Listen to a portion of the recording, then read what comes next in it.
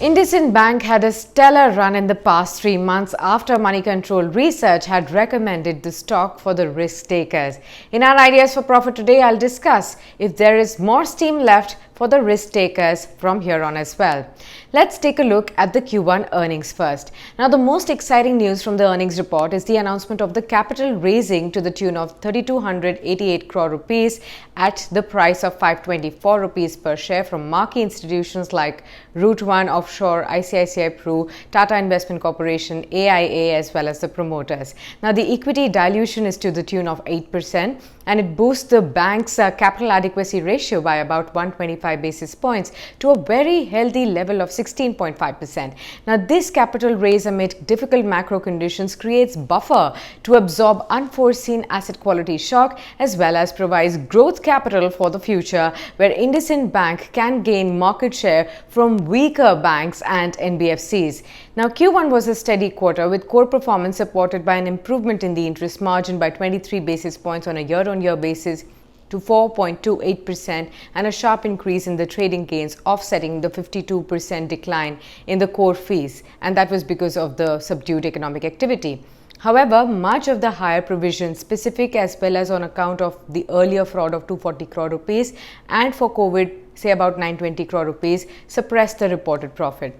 Now, as for the asset quality, the sub-investment grade book is close to 5.5% of the advances.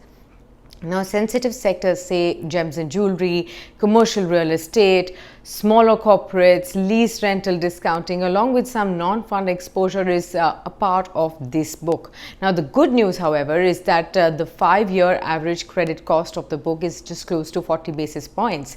Now, however, amidst the moratorium, the real asset quality picture is greatly masked. So, the stability in, say, gross NPA at 2.53% and net NPA at 0.86% in Q1 hardly says much. Now, the bank-wide moratorium book, including the microfinance, is close to 16% of the loans by value, which is higher than the best-class peers, but not a cause for alarm, as 92% of the book came in from moratorium 1 and 90% of this book is secured. Now, the retail moratorium book has come down from 75% of the retail assets at the end of moratorium 1 to 19% at the end of June, and the corporate book from 23% of corporate assets has come down to 9%.